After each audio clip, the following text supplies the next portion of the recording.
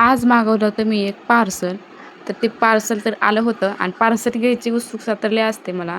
की आतमध्ये काय काय आहे? कसं आहे? मी मागवलेलं बरोबर आहे का? हे बघताना खरंच खूप उत्सुकता वाढते.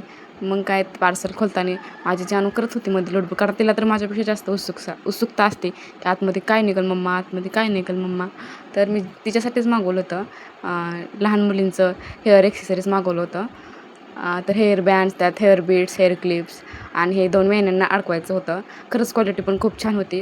मला तर पर्सनली खूप आवडले हे आणि हे माझ्या मुलीला तर माझ्यापेक्षा जास्त आवडलं आणि खरंच खूप भारी आहे त्याची क्वालिटी.